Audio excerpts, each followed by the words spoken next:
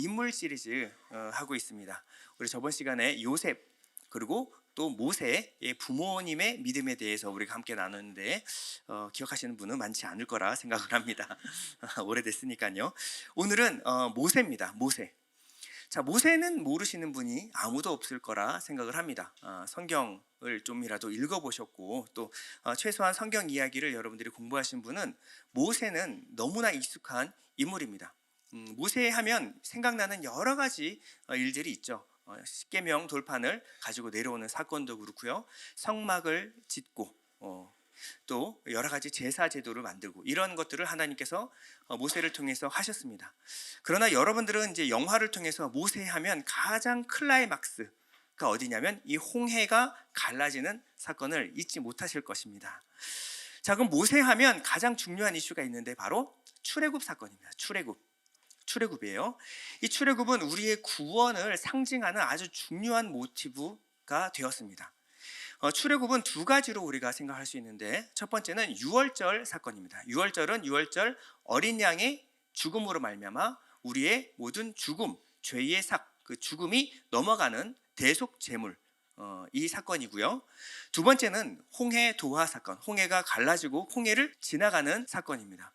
이 사건을 고린도서 10장에서는 침례에다가 비유를 했습니다. 이건 중요한 구절이니까 다 같이 한번 읽어보겠습니다. 시작. 형제들아, 나는 너희가 알지 못하기를 원하지 아니하노니 우리 조상들이 다 구름 아래에 있고 바다 가운데로 지나며 모세에게 속하여 다 구름과 바다에서 침례를 받고. 네, 얼마 안 있으면 우리도 이제 침례식이 있죠. 침례가 무엇인가를 이 홍해 도화 사건으로 보여주셨다라는 거예요.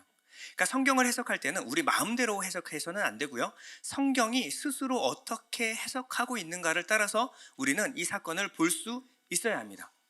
그러면 이 홍해가 갈라지는 사건은 그저 하나님의 기적을 일으킨 사건으로만 볼 것이 아니라 이 사건을 통하여 침례의 의미를 깨달아야 되는 거예요. 자, 침례는 뭡니까? 자, 여기서 말하는 것은요, 홍해의 사건은 예수를 상징하는 이 모세에 속하여 다시 살아나는 사건입니다. 그러니까 이스라엘 백성들이 그 전까지는 애굽이었다면 이 홍해 사건을 통하여 이제 하나님의 백성으로 정체성을 확립하는 사건이에요. 내가 애굽에 대하여 죽고 내가 세상에 대하여 죽고 이제부터 하나님의 백성으로 모세 예수께 속하여 사는 상태, 이 기점이 어디냐면 바로 홍해 도하 사건이었습니다. 자, 그러면 이 홍해 사건을 좀 살펴보기 전에 이 배경을 조금 살펴봐야 되는데요. 자, 하나님은 이스라엘 백성들을 애굽에서 이끌어 내셨습니다. 이제 첫 발을 내디디는 사건이에요. 하나님의 인도하심을 처음으로 경험하고 모세의 지도 아래 이 발걸음이 시작됐습니다. 그런데 하나님의 인도하심은 초장부터 이상한 방향으로 인도하여 가십니다. 지도를 보면요, 가나안으로 가는 최단거리는요, 저 지중해라는 바다를 끼고 도는 단거리가 있어요. 예전에 나폴레옹이 이 길로에서 간 적이 있습니다. 얼마나 걸렸을까요? 나흘밖에 안 걸렸어요. 그러니까 훈련받은 군사들이 한 4일 정도 걸리는 거리라고 한다면 200만의 노인과 아이들까지 가축까지 동원하여 간다라고 하면 보통 일주일에서 넉넉 잡고 2주면은 충분히 갈 수 있는 거리라는 거예요. 이 최단거리가 있는데 하나님의 인도하심은요 좀 달랐어요. 자, 람셋에서 시작해서 어디로 갔냐면 첫 번째 숫곳으로 갑니다. 출애굽기 13장 20절인데요. 그들이 숫곳을 떠나서 광야 끝 에담의 장막을 치니. 자, 방향이 지금 벌써 다르죠.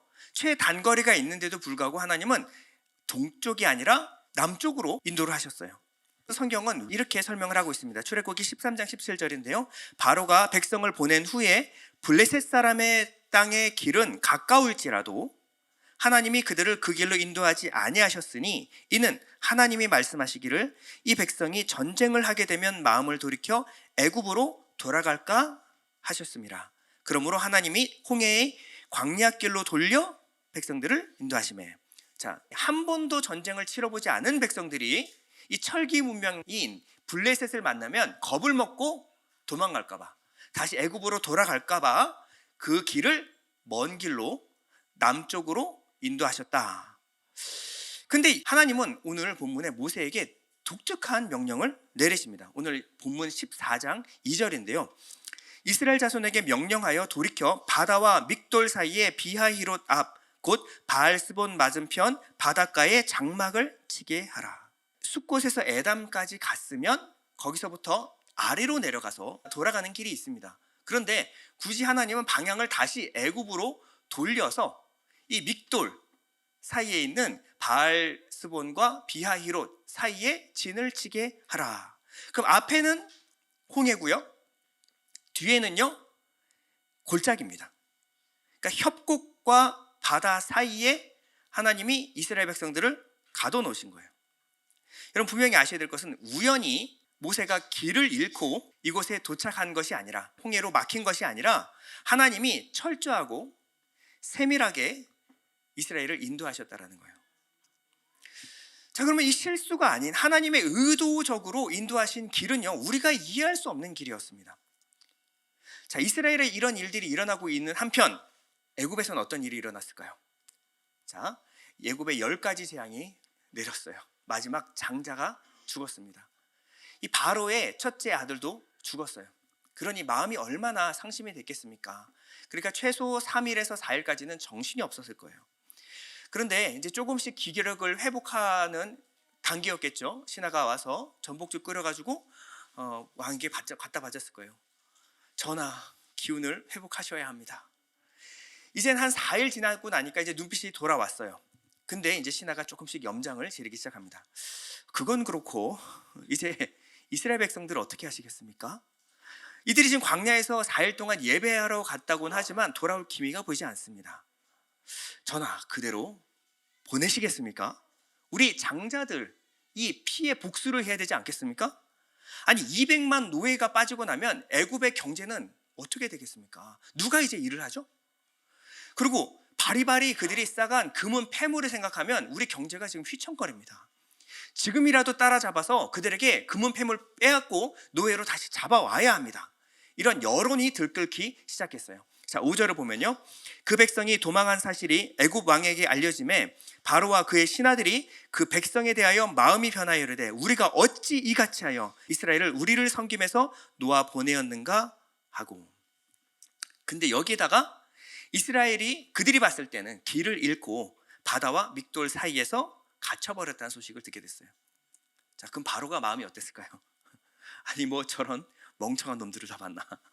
아니 지금 가라고 내버려 뒀는데도 스스로 이 국경지대거든요. 애굽 땅이었어요. 거기는요. 그러니까 애굽 국경 지역에 갇혀버린 겁니다. 그러니까 바로가 너무나 잘 아는 지역이었던 거예요. 거기로 가면 앞에는 홍해고 뒤에는 길이 하나밖에 없어요. 그럼 그 길을 막아서면 이스라엘 백성들은 꼼짝달싹 못하는 겁니다. 야, 너희들은 이제 끝이야. 죽었어. 내가 너희들 다 끌고 와버릴 거야. 그리고 이 모든 일을 선동했던 모세는 내 눈앞에서, 너희들 눈앞에서 내가 죽는 것을 보여주마. 근데 이 바로의 완악한 마음, 이것은요 하나님이 그렇게 만들었다고 성경은 또 말하고 있어요. 출애굽기 14장 3절인데요, 바로가 이스라엘 자손에 대하여 말하기를 그들이 그 땅에서 멀리 떠나 광야에 갇힌 바 되었다 하리라. 내가 바로의 마음을 완악하게 한즉 바로가 그들의 뒤를 따르리니. 자, 누가 그렇게 하셨다고요? 하나님이 지금 이스라엘 백성들 홍해와 믹돌 사이에 가둬두시고 바로의 마음을 완악하게 하셔서 바로가 그들을 뒤따르게 하셨다라는 거예요.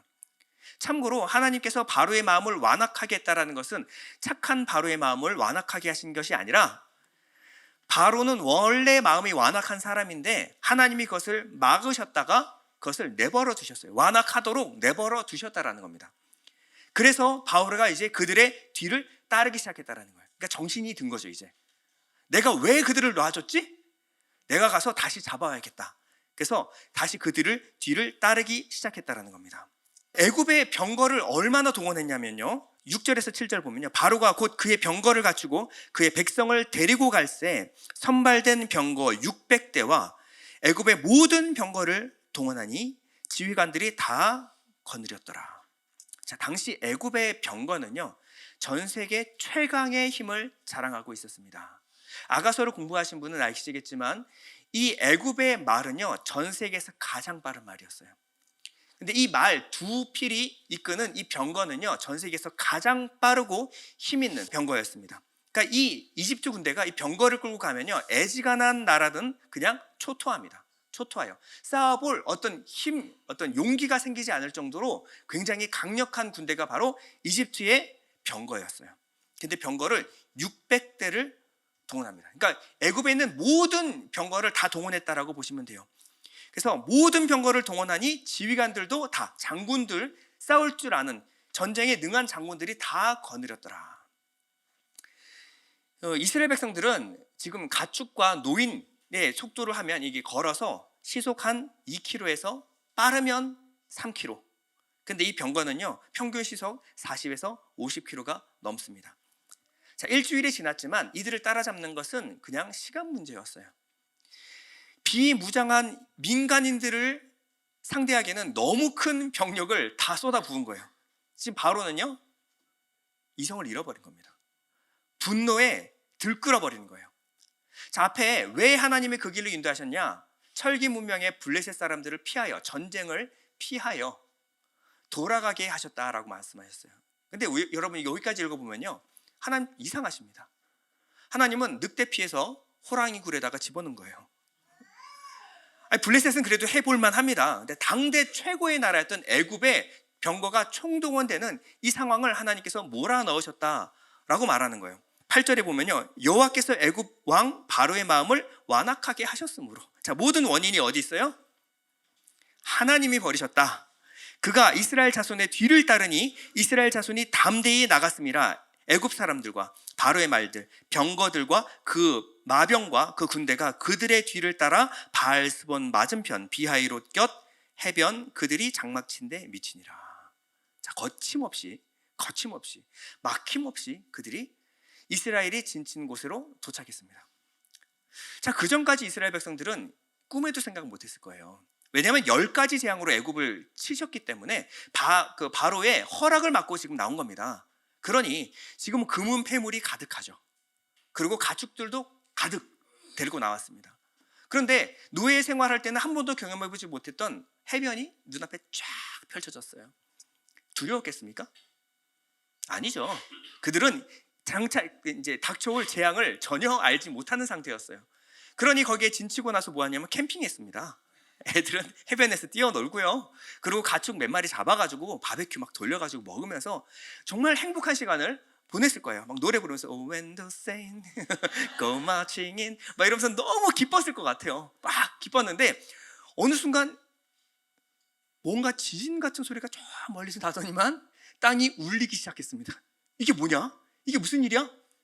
저 위에 망대에 올라가서 봤더니 바로의 군대가 자기들을 잡기 위해, 죽이기 위해 쫓아오고 있는 거예요. 그때부터 갑자기 겁이 나기 시작했습니다. 자, 10절인데요. 바로가 가까이 올 때에 이스라엘 자손이 눈을 들어본 즉 애굽 사람들이 자기들 뒤에 이른지라. 이스라엘 자손이 심히 두려워하여 여호와께 부르짖고 분위기가 갑자기 반전되기 시작했어요. 이 상황이 어떻게 된 상황인지 이제 눈치를 챈 거예요. 그리고 나서 바로 모세와 하나님을 원망하기 시작합니다. 11절인데요. 그들이 또 모세에게 이르되 애굽에 매장지가 없어서 당신이 우리를 이끌어내어 이 광야에서 죽게 하느냐? 어찌하여 당신이 우리를 애굽에서 이끌어내어 우리에게 이같이 하느냐? 그럼 출애굽기 읽어보면요, 이게 시작입니다. 이 이스라엘 백성들의 원망은 한결같아요. 야, 왜 나를 이끌어서 광야에서 죽게 만드냐? 그리고요, 이들은요 벌써 마음이 정해진 것 같아요. 12절에 보면 우리가 애굽에서 당신에게 이른 말이 이것이 아니냐? 이르기를 우리를 내버려 두라. 우리가 애굽 사람을 섬길 것이라 하지 아니하더냐? 애굽 사람을 섬기는 것이 광야에서 죽는 것보다 낫겠노라. 자, 뒤에 애굽이 쫓아오고 있어요. 이때 이들은요 불평하고 원망한 이후에 바로 마음이 돌아섭니다. 자, 이들의 내심은 어땠어요? 아니, 우리가 언제 애굽이 싫다 그랬습니까? 아니, 우리가 그런 적이 어디 있어요? 애굽에서 우리가 분명히 말씀드리지 않았습니까? 우리는 애굽에 사는 게 좋다고요. 우리 제발 우리를 좀 내버려 두라고요. 우리는 애굽 사람을 섬길 것이라고 말하지 않았습니까? 근데 모세 당신이 우리를 꼬드겨서 여기까지 나온 겁니다. 분명하죠? 그러니까 우리가 잘못이 없어요. 모세만 죽으면 돼. 우리는 원래 원한 게 아니었어요. 광야에서 개죽음 당할 바에야 나는 애굽 사람들을 종으로 살겠습니다. 벌써 마음을 정했어요. 자, 애굽 왕이 오면, 애굽 백성들이, 마병들이 오면 어떻게 할 마음이에요? 바로 돌아서서 바로 왕에게 절하면서, 넙죽 절하면서 기다렸습니다. 폐하, 지금 모세에게 속아서 우리가 여기까지 온 것이지 우리가 절대 애굽을 떠날 마음이 아니었습니다. 우리는 애굽을 섬기는 것이 좋습니다. 이렇게 지금 말을 맞추고 있는 거예요. 그때 모세가 일어나서 이스라엘 백성들에게 말합니다. 자, 모세는 하나님에 대한 믿음이 있었어요. 여기까지 인도하여 내신 하나님, 여기에 대한 확실한 신뢰가 있었고요. 두 번째는 이 상황에 대한 하나님이 분명한 대안과 계획이 있을 것이라는 믿음이 있었습니다. 13절인데요. 모세가 백성에게 이르되 너희는 두려워하지 말고 가만히 서서 여호와께서 오늘 너희를 위하여 행하시는 구원을 보라. 너희가 오늘 본 애굽 사람을 영원히 다시 보지 아니하리라. 잠잠하라는 겁니다. 그리고 14절에 여호와께서 너희를 위하여 싸우시리니 너희는 가만히 있을지니라. 자, 우리가 성경을 읽을 때 14절까지 읽고 바로 15절 읽으면요, 이 14절과 15절 사이에 어떤 일이 일어난지 몰라요. 자, 모세는 뭐라고 말하냐면요, 잠잠하라, 가만히 있어, 그렇게 부르짖지 말고 잠잠해라, 그리고 하나님이 일하실 거야. 그런데 15절에 여호와께서 모세에게 이르시되 너는 어찌하여 내게 부르짖느냐. 지금 부르짖는 백성들에게 잠잠하라라고 모세는 말했죠. 근데 14절과 15절 사이에 분명히 무슨 일이 있었어요. 무슨 일이 있었어요? 모세가 이제 부르짖기 시작한 거예요. 모세가 잠잠할 수가 없는 겁니다. 모세가 잠잠하라라고 했는데 이 상황이 돌아가는 게 심상치가 않아요. 하나님이 모세에게 뭐라고 말씀하셨을까요? 이스라엘 자손에게 명령하여 앞으로 나아가게 하고. 자, 앞으로 나가게 하고. 자, 우리가 이제 결말을 아니까 긴장감이 없는 겁니다. 자, 여러분, 답은 딱 두 개예요. 지금 지도자가 지금 명령을 해야 돼요. 답은 두 개. 뒤는 애굽, 이집트 군대가 쫓아오고 있어요. 그리고 앞은 홍해 바다예요. 자, 여러분, 어디가 살 가능성이 있을까요? 자, 1%의 성공 확률이라도 어디가? 여러분, 이게 그 애굽 아무런 준비 없이 그냥 그 홍해에다가 뛰어들면요, 다 죽습니다. 다 죽어요. 근데 뒤에 애굽 백성들은요, 내가 죄송합니다, 잘못했습니다 라고 싹싹 빌던지, 아니면 그래, 한번 붙어보자, 200만 명인데 이마 까고 한번 붙어보자, 이렇게 해서 싸우면 아무리 그래도 한 10,000명 중에 1명 살지 않을까요? 이런 확률이 있잖아요. 아니면 우리가 이제 저가 잘하는 건데 죽은 척 하는 거죠. 이렇게 죽은 척 하다가 보면 혹시라도 제 연기에 속아서 내가 죽은 줄 알고 지나갈 수도 있는 거예요. 그런데 홍해로 가면요, 그냥 다 죽는 겁니다. 다 죽는 거예요. 근데 하나님의 명령은요, 홍해로 가라는 거예요. 이어서 하나님이 말씀하십니다. 그래, 내가 플랜을 조금 더 설명해 줄게. 16절입니다. 지팡이를 들고 손을 바다 위로 내밀어 그것이 갈라지게 하라. 이스라엘 자손이 바다 가운데서 마른 땅으로 행하리라. 자, 이것도 우리가 결론을 아니까.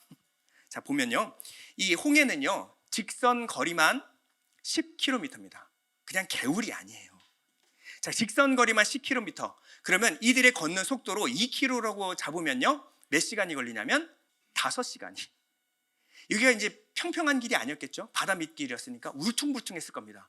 이 길을 2km 가면 꼬박 5시간이 걸립니다. 제일 처음 출발하는 사람이 5시간 후에 도착하는 거예요. 영화에서는 어떻게 해요? 저렇게 갈라져서 가운데 길로 이렇게 가는 거죠. 자, 그렇게 가면요, 맨 처음 출발한 사람은 5시간 후에 도착합니다. 근데 200만 명 제일 뒤에 선 사람은요, 앞에 사람들 다 도착하고 내가 가려면 며칠이 걸릴지 몰라요. 이 홍해가 어떻게 갈라져야 되냐면요, 200만 명이 줄 서 있으면은 이 세로가 아니고 가로로 한꺼번에 건너야 돼요. 그러려면 최소 길이가 3km 이상 갈라져야 돼요. 3km. 그러니까 저 정도가 아니라 이 끝에서 저 끝까지 보이지가 않는 거예요. 가운데 서면 양쪽에 바다가 보이지 않을 정도로 갈라져야 돼요. 하나님 말씀하신 손을 내밀어 바다를 갈라지게 하라. 몇 킬로? 3km로 갈라져야 돼요. 그리고 마른 땅을 걷겠대요. 여러분, 믿어지십니까? 믿어지십니까? 여러분들은 믿어지시죠? 예, 아멘. 모세는 힘들었던 것 같아요. 그리고 하나님이 마음을 어렵게 하는 말씀을 한마디 더 하십니다. 자, 17절. 내가 애굽 사람들의 마음을 완악하게 한 것인즉 그들이 그 뒤를 따라 들어갈 것이라. 완악하게 하여 그들이 그 뒤를 따라 들어갈 것이라. 이 뭐 하시는 겁니까? 이 바다가 갈라지는 것도 믿기 힘든데 우리가 그 앞으로 가면 애굽 사람들의 마음을 완악하게 하여 그들이 그 뒤를 따라 들어갈 것이라. 그리고 나서 이 말씀하십니다. 내가 바로와 그의 모든 군대와 그의 병과 마병으로 말미암아 영광을 얻으리니 내가 바로와 그의 병과 마병으로 말미암아 영광을 얻을 때야 애굽 사람들이 나를 여호와인 줄 알리라. 자, 영광을 얻으시는데 어떻게 얻는다고요? 설명이 안 돼 있어요. 안 돼 있어요. 1절 설명이 없습니다. 그러니까 바다 갈라지게 하고 앞으로 갈 텐데 애굽 백성들이 같이 따라 들어올 거야. 근데 내가 영광 받을 거야. 이 말씀하고 있는 겁니다. 자, 여러분들이 모세라고 한번 생각을 해보세요. 지금 200만 명이 자기 하나 쳐다보고 있습니다. 어떠한 명령을 내리는지만 기다리고 있어요. 근데 그 명령이 뭐냐면 홍해로 다 걸어 들어가라. 홍해로 가라고요? 그러면 바다가 갈라질 것이다. 3km가 갈라질 거야. 그리고 마른 땅으로 건너가게 될 거야. 여러분 이해가 가십니까? 이 말들이? 그런데 우리가 건너가면 애굽 백성들이 다 따라 들어올 거야. 그리고 하나님이 영광 받으실 것이다. 어떻게요? 묻지 마. 그냥 앞으로 진격. 이겁니다. 이게 무슨 계획입니까? 이게 무슨 계획이에요? 저는 이 모세의 마음이 너무나 이해가 갔어요. 저는 기도를 하면 하나님은 참 명쾌하게 설명을 안 해주시는 것 같아요. 저는 되게 감수성이 예민한 사람입니다. 마음이 되게 여린 사람이에요. 그래서 마음이 힘들 때 하나님께 기도를 하면요, 하나님께 기대하는 바가 있습니다. 뭐냐면 내 아들아 요즘 많이 힘들지? 수고하고 애썼다. 걱정하지 마라. 내가 다 알아서 해줄 테니.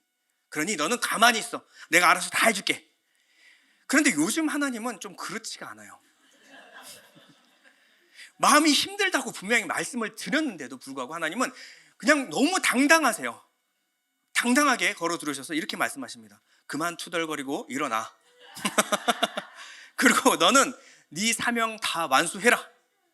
힘들다니까요. 걸어갈 힘과 능력이 없어요. 아니, 일어나. 그리고 걸어가라.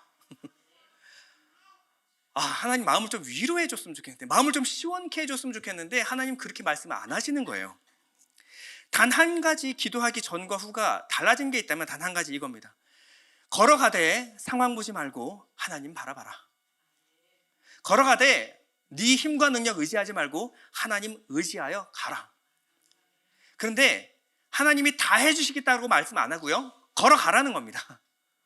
하나님 믿고 걸어가라는 거예요. 이 길이 제가 볼 땐 도저히 안 될 것 같고 제 힘과 능력으로는 안 될 것 같은데 걸어가라는 거예요. 걸어가는 것은 제가 할 일이에요. 그리고 걸어가는 그 발걸음에 하나님의 능력을 주시겠다는 겁니다. 우리가 기도하면요, 하나님 마음 위로하여 주시옵소서, 이런 기도에 오랫동안 머물러 있을 가능성이 상당히 높습니다. 근데 하나님은요, 우리 마음 위로받는데 별로 관심이 없어요. 우리의 마음이 위로받기보다 하나님의 말씀 믿고 걸어가면요, 거기서 확신을 주기를 원하시는 거예요. 하나님 하신 말씀을 다 이해하고 가는 것이 아니라 이해하지 못할지라도 앞으로 걸어가면 하나님의 능력을 보게 될 것이다. 이것이 하나님의 기도의 응답일 가능성이 높습니다. 하나님은 저와 우리에게 뭔가 대단한 능력과 그리고 강한 어떤 사람이 되라고 말씀하시지 않았어요. 하나님이 우리에게 고난을 주실 때는요, 이제 앞으로 이 고난을 여러 번 겪고 나면은 다시는 이 고난 앞에서 너희가 마음이 무너지지 않게 될 거야 라고 말씀하지 않아요. 여러분, 고난을 많이 겪으면요, 사람이 강해지나요? 저는요, 고난을 겪을수록 겁이 많아집니다. 그래서 독해지는 거예요. 다시는 이 고난 겪지 말아야지. 다시는 이런 기회가 있을 때는 다시는 이 길로 가지 말아야지. 마음이 독해져요. 이것은 강해지는 게 아니라 독해지는 겁니다. 하나님 이 고난의 횟수는 최대한 줄여주십시오. 근데 하나님은 항상 고난을 허락하세요. 그리고 고난을 통과하게 하십니다. 이 고난을 통해서 하나님이 원하시는 것은요, 하나님 없이도 이제 고난 이겨낼 수 있습니다 같은 사람이 아니라, 나는 하나님 없으면 안 됩니다. 하나님 제발 저를 떠나지 마십시오. 이러한 하나님을 의지하게 만드시는 거예요. 하나님을 더욱더 절실하게 하나님만 의지하는 사람 만드는 것이 고난의 목적인 줄 믿습니다. 하나님은 이스라엘 백성들을 하나님 백성으로 만들기 원했어요. 뭔가 강한 하나님의 나라, 무언가 강한 하나님의 백성이 아니라 40년 동안 길들여서 어떤 백성 만들었냐면 하나님을 알고 하나님을 의지하는 백성으로 만드셨습니다.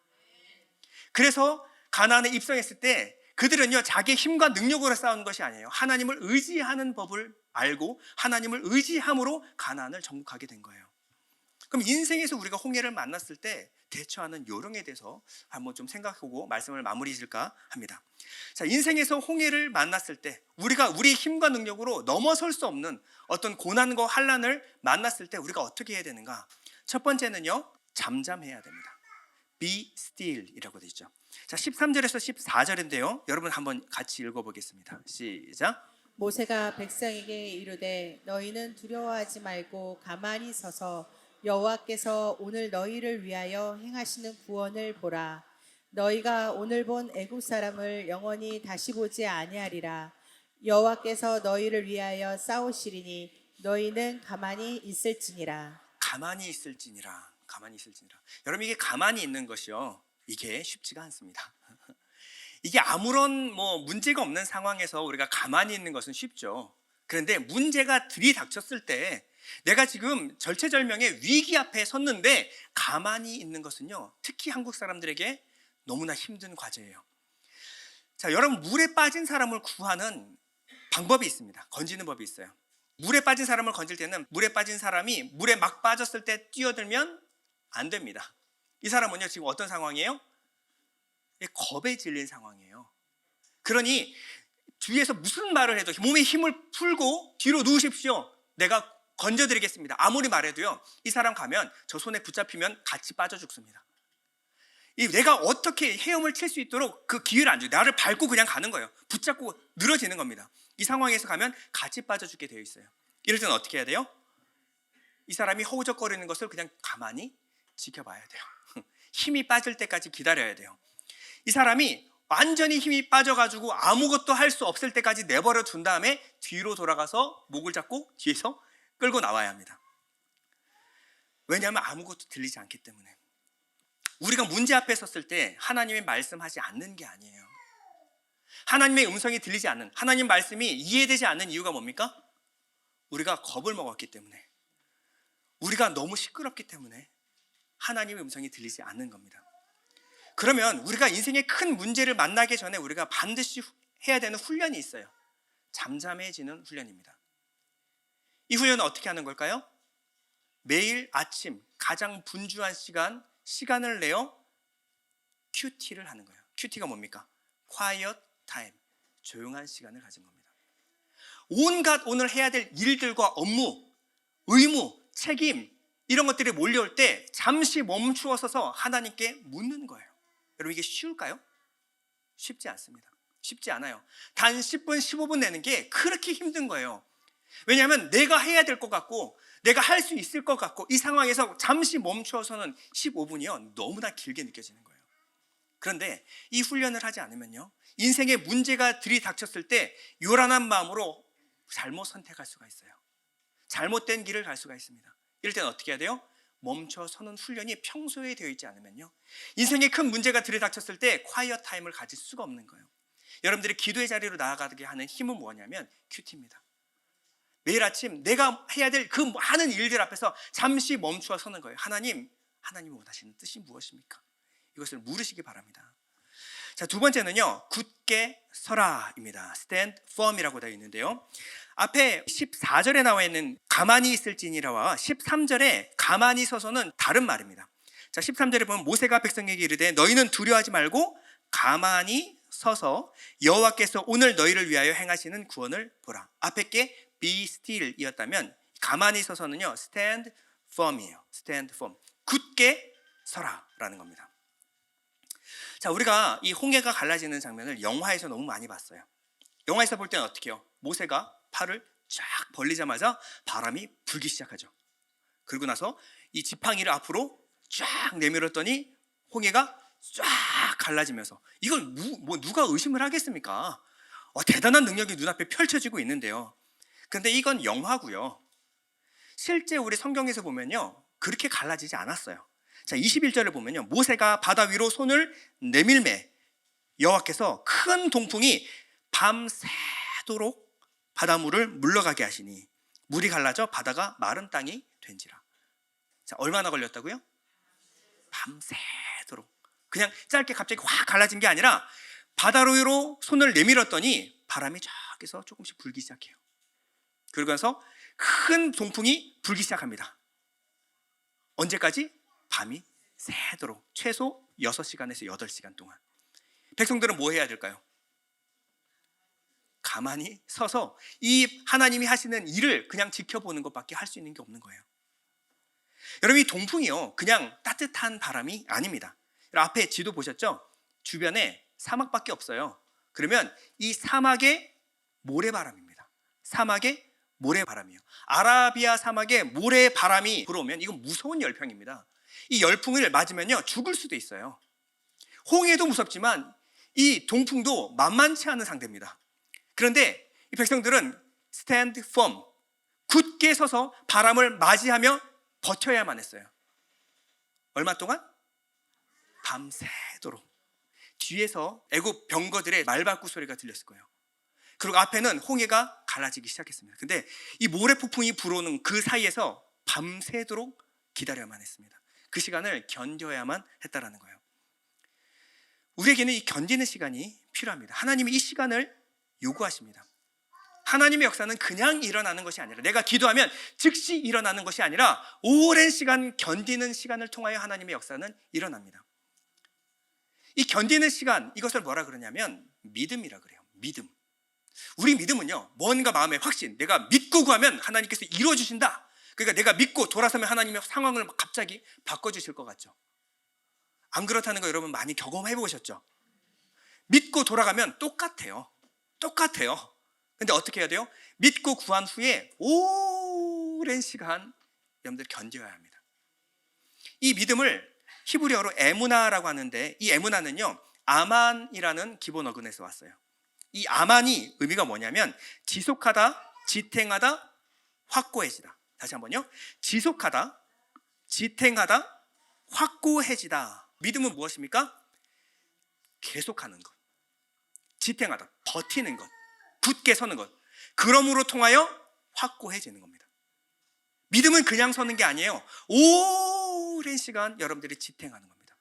버티는 거예요. 하나님을 믿고 버텨내는 겁니다. 그럴 때 여러분 마음 가운데 확고한 믿음을 심어주신다는 거예요. 여기서 나온 말이 참되다, 진실하다, 진리다라는 아멘이라는 말이 나온 거예요. 여러분들이 아멘 할 때는 어떤 말이에요? 이것이 참입니다, 진리입니다. 어디서부터 아멘이 나와요? 오랫동안 지속하고 지탱하는 것에서. 그저 마음에 갑자기 막 동의가 일어나고 확신이 일어나고 이게 아니라 오랫동안 내가 버티겠습니다. 내게 주신 자리 내가 지켜내겠습니다. 이 과정 가운데 우리에게 믿음이라는 것이 선물로 주어지는 것입니다. 이 오랜 시간을 통하여 이 견딤의 시간은요 우리에게 기억이 돼요. 그리고 지울 수 없는 믿음의 흔적으로 남습니다. 그리고 이 오랜 시간 동안 견딘 흔적을 많이 가진 사람들에게 기념비가 되는 거예요. 이 사람은 믿음의 사람이었다. 견고하게 서는 것, 이것이 중요합니다. 세 번째는요, 여호와의 구원을 보라. 자, 13절에 보면요, 너희는 두려워하지 말고 가만히 있어서 여호와께서 오늘 너희를 위하여 행하시는 구원을 보라. 여호와께서 행하시는 구원을 보면 어떤 일이 일어나요? 너희가 오늘 본 애굽 사람들을 영원히 다시 보지 아니하리라. 자, 무엇을 보면 문제가 보이지 않아요? 하나님이 행하시는 구원, 하나님의 행하심을 보면 내 문제가 다시는 보이지 아니할 것이다. 그냥 서 있는 게 아니에요. 그냥 버티는 것이 아닙니다. 이제까지 없었던 집중력으로 하나님을 바라보는 거예요. 내가 기도했으니 이제 하나님이 일하실 것입니다. 그러면 하나님이 어떻게 일하실지 하나님을 주목하여 보는 거예요. 그 전까지 하나님을 대충 힐끗 봤다면 이 순간 기도하고 나서는 하나님을 집중해서 바라봐야 합니다. 그전에는 설렁설렁 기도했다면 이제는 잠잠히 기도하는 것이 아니라 필사적으로 하나님 붙드는 거예요. 기도하는 겁니다. 그전에는 안일한 자세로 우리가 예배했다면 이제는 목숨 걸고 예배하는 겁니다. 하나님이 역사하지 않으면 저는 죽습니다. 그러나 하나님만 바라보겠습니다. 이렇게 멈춰서는 거예요. 이때 하나님의 역사가 시작이 됩니다. 이스라엘은 그전에는 약한 사람들이었어요. 때리면 맞고 그냥 가만히 있어야만 했어요. 그런데 이제부터는 다릅니다. 그들이 그냥 가만히 있는 것은 그냥 가만히 있는 것이 아니에요. 하나님을 믿고 의지함으로 멈춰서는 겁니다. 그럴 때 하나님이 앞서가세요. 그들의 목자가 되어 앞서가기 시작합니다.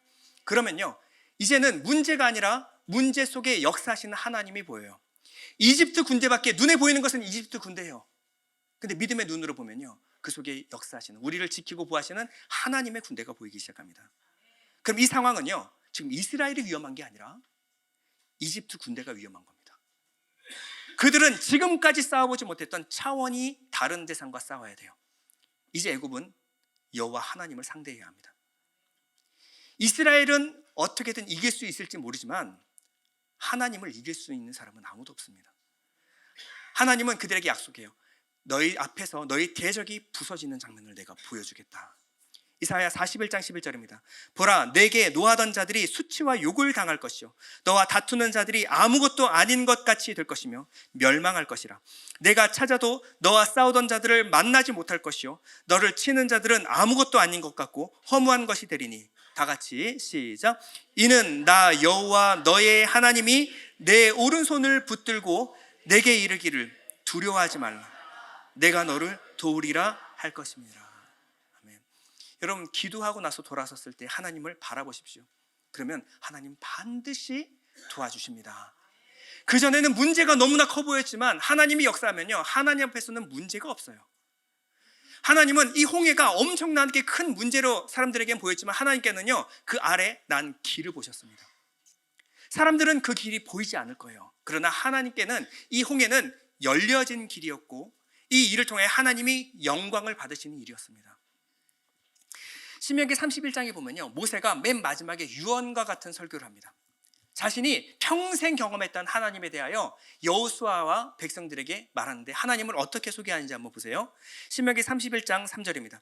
여호와께서 이미 말씀하신 것 같이 내 하나님 여호와께서 너보다 먼저 건너가사 이 민족들을 내 앞에서 멸하시고 내가 그 땅을 차지하게 할 것이며. 자, 8절에 가보면요, 여호와 그가 내 앞에서 가시며 너와 함께 하사 너를 떠나지 아니하시며 버리지 아니하시리니 너는 두려워하지 말라, 놀라지 말라. 자, 3절과 8절에서 강조되는, 공통적으로 강조하는 단어가 있습니다. 뭐냐면 너보다 먼저 건너가사 그가 내 앞에 가시며. 요즘 세상은요, 조금만 늦어져도 화가 나요. 견딜 수가 없습니다. 내가 남들보다 조금만 뒤쳐져도 안달이 나는 시대를 살고 있습니다. 인내심이 없어요. 그저 조바심. 사람들이 너무나 급해요. 뭐가 좀 늦어지면 큰일 날 것 같고 안 될 것 같고 내가 뭐 하나라도 하지 않으면 일이 되어지지 않을 것 같은 이런 조바심을 불러일으키는 세상에 살고 있습니다. 근데 하나님 우리에게 명령하세요. 가만히 멈추어 서서 너보다 앞서가시는 하나님을 바라보라. 우리가 너무 앞서가면요, 하나님의 일하심을 볼 수가 없어요. 뭘 해야 됩니까? 멈추어 서라는 거예요. 그러면 하나님이 너보다 앞서 가셔서 이 모든 상황을 바꿔놓으시겠다, 하나님 말씀하셨습니다. 세상이 볼 때는 이 시간이 굉장히 무력해 보이고 굉장히 시간을 낭비하는 것 같이 보입니다. 그러나 믿음이 있는 사람들에게는 이 시간만큼 중요한 시간이 없어요. 멈춰 서는 겁니다. 버티는 거예요. 그리고 하나님이 하시는 일을 기대하기 시작하는 겁니다. 멈춰 서는 사람, 그리고 하나님의 도우심만 바라보는 사람을 하나님은 절대 외면하지 않으십니다. 문제 앞에서 하나님께 결사적으로 매달리는 사람, 결사적으로 기도하는 사람, 답답한 마음 가지고 목숨 걸고 예배하는 사람, 하나님은 그 사람의 예배를 받으시는 줄 믿습니다. 하나님은 그 한 사람을 절대 놓치지 않으십니다. 절대 안 될 것 같은 일이 되어지기 시작해요. 어떨 때요? 내가 하나님 의지하고 오직 하나님께만 소망을 두겠습니다. 내가 하나님 뒤에 서겠습니다. 하나님 앞서 행하여 주옵소서. 우리 기도하겠습니다. 잠시 눈을 감겠습니다. 기도할 때 하나님, 내가 무언가를 해서 무언가 내가 해야 될 것 같은, 그러나 항상 문제 앞에 우리는 마주서게 됩니다. 하나님, 우리에게 원하시는 것이 무엇입니까? 하나님, 너는 멈추어 서서 잠잠하라. 그리고 하나님이 하시는 일을 바라보라. 하나님, 이 시간이 우리에게 빠져 있었습니다. 하나님, 우리 기도할 때마다, 우리가 말씀 앞에 멈춰 설 때마다 하나님 우리보다 앞서 행하여 주시고 하나님만 의지하고 하나님만 소망하는 우리 성도들에게 하나님의 놀라운 일들을 보여주옵소서. 우리 잠시 기도하겠습니다.